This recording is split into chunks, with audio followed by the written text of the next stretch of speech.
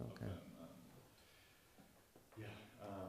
Food aid is being used as a weapon of war. The UN-led system is being systematically undermined and degraded and being seen as part of the problem. And within that, food aid, the basics of what we do as humanitarian organizations, is also being seen as part of the problem. So what we need to do, what the obligations on the state of Israel are to tackle this problem, are being portrayed as part of the problem. And of course, it's being used as one of many tools to pressure the population and pressure the authorities inside of Gaza. I mean, I don't call 20 people being killed a mishap. So on this, we call for an immediate, as we always do, an immediate, independent, impartial investigation to figure out what happened. But we've said this so many times now, it's impossible to, almost impossible to say these words without them sounding hollow. Of course, the international media is not being allowed in, so people whose job it is to tell the truth, objectively, are not being allowed in to tell the story. The voices of aid organizations on the ground, such as UNRWA, are being silenced, and the voices and the lives of journalists, so many have been killed over the course of the war, more than in any wars, you know, that we've seen to date, are also being silenced. So it's hard not to see this as part of an overall effort to keep things quiet inside of the Gaza Strip.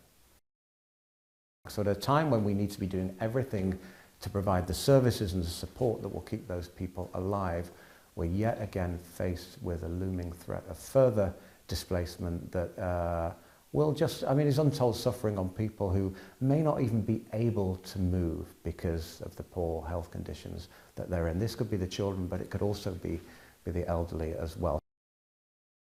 So you've got a population that's living in abject fear, in abject cruelty, abject humiliation, that has no control whatsoever over their day-to-day, their minute-to-minute lives. And if we just think for a minute about what that means for any human being, but what it means for parents, what it means for children who've grown up knowing nothing but this. So, but I think what this also takes away, if this operation goes ahead, is the last hope that people have got that this is going to come to an end that is in their best interests, because it won't be over when Gaza City is bombed to the ground, because there'll always be something more to bomb until there is nothing left. So it has the symbolism of it being the kind of capital city, but this totemic sense of, well, this is, if this is allowed to go ahead, then all hope is gone that we're ever going to see the end to this. So it has all sorts of impacts.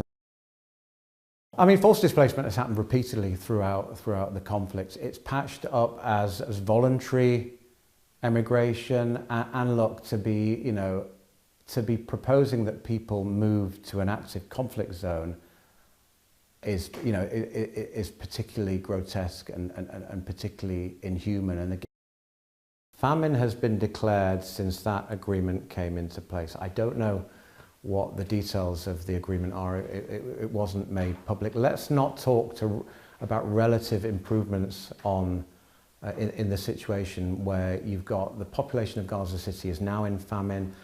The rest of the population in Gaza, according to the experts, will be in famine in the next few weeks if the situation doesn't change. Let's not get bogged down into whether or not, you know, progress is being made against this agreement. If that agreement is not enough to turn the tide on the conditions that are people facing on the ground right now. We've still got the same 6,000 trucks loads of aid that UNRWA had outside of Gaza, paid for in large part by, you know, EU member states, are still stuck outside of Gaza. That's enough food to feed everyone, enough soap to give everyone, enough nappies, diapers, so that parents don't have to put their children in bin bags.